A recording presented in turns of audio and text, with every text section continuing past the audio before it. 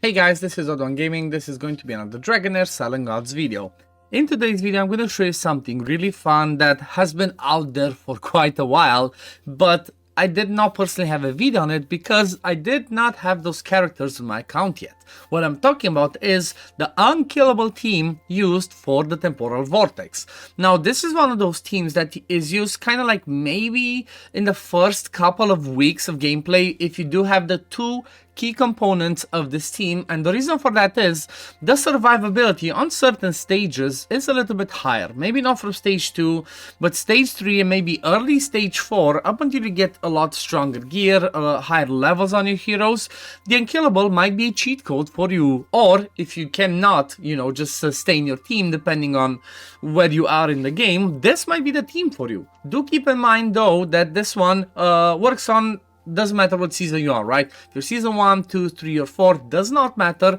This one should work the same for you because it just requires certain presets and a certain, certain rotation. So the two heroes that you need for this team are going to be Ogok and Zephy, right? Ogok number 1 and then Zephy number 2. These are the only two heroes as far as I am aware, right? Unless they introduce something, but I don't think so. These are the only two heroes in the game that can allow you to make this unkillable type team. What do I mean by that? Well, if you look at Ogok's ultimate, for example, summons a totem and grants immortality to all allies for 5 seconds. So this one pretty much means that you can take as many hits as you want, you're not going to die, right? This one just keeps you alive and you're not gonna have any issue.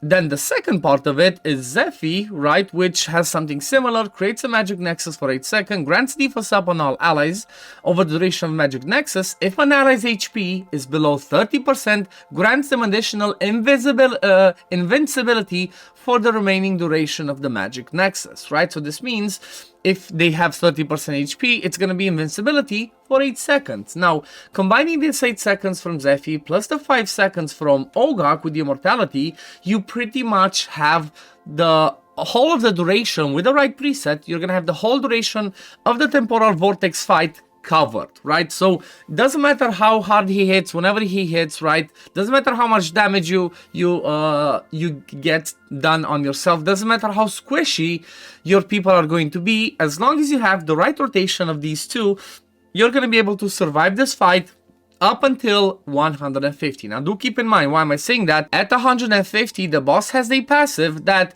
he's going to, does it say over here? Yes. When the stack count reaches 150, the damage will ignore immortality and invincibility and gain resurrection block, right? So you cannot cheese this all the way.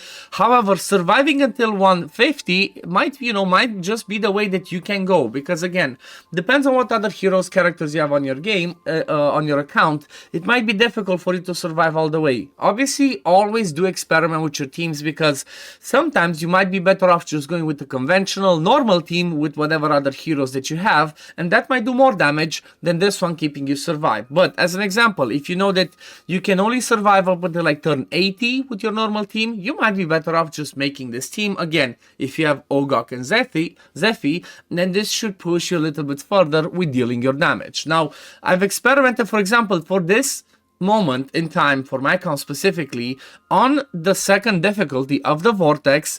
With the current account, the current levels that I have, I actually do more damage with the conventional team by using Astaion and Cinorel. These are heroes that you get only season 3 and season 4, so do keep that in mind. However, once we get to the third difficulty, I have a strong feeling that this one's gonna help me for quite a few days, right? So look at this, like I said, 130, we're good to go. We keep doing damage, doesn't matter how low we get, and this one still goes. Now once it goes to 150, you're gonna see we pretty much get one shot, right? Because we have no inbuilt survivability, no attack penalty that lands, or something to keep us alive. So we're obviously going to die once we get to that turn.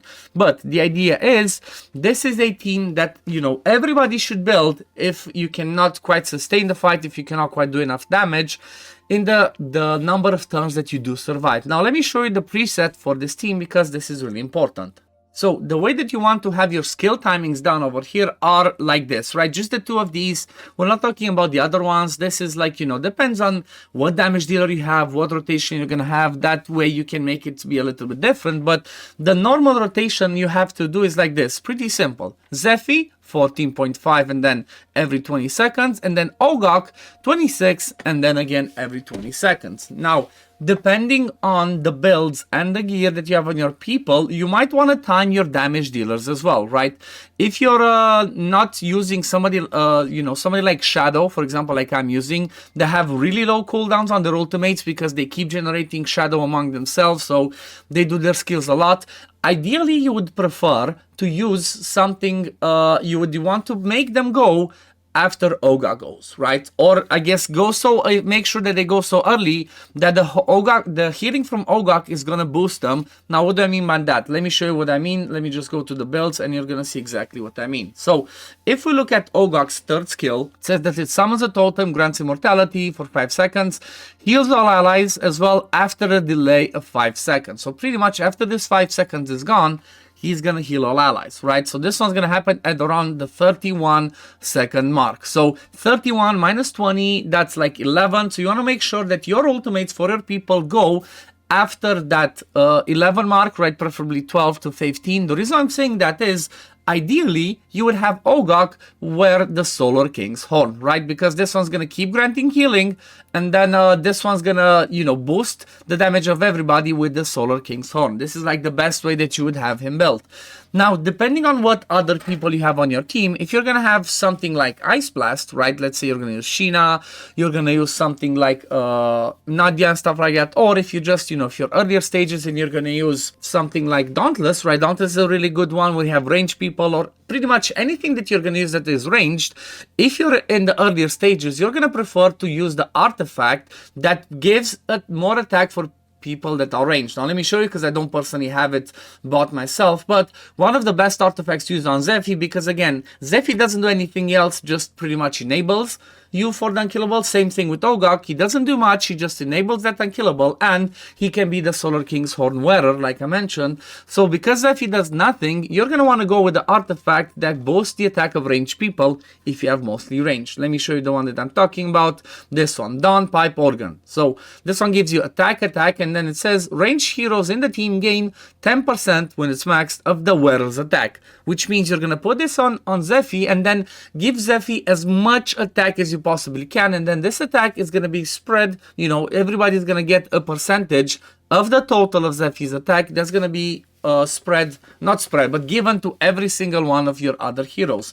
Now, I think there was another one that says like, melee units gain 1, but I think this one is only for the wearer. Yeah, the wearer gains for melee units. So obviously, you're going to look what works best for you. The Dawn Organ Pipe is one of the best ones depending on your team. But at the same time, if we're talking about Season 4 or higher, then one of the best ones might be, at least for a short period of time, to use the Chest of Radiance, right? This one's going to give you 5% attack and 5% defense for your whole team. Now, in Season 4, this one becomes less important when it comes to the second part, because well, in this season, the unkillable team made by Poison and Lightning does not enable you the 5-man synergy, right? Because Season 4, you have Necrosis with Ice, Fire with Poison, and Lightning with Radiance. But I think the next season is the actual season, right? Season 5, or if you're playing an early one, Season 2.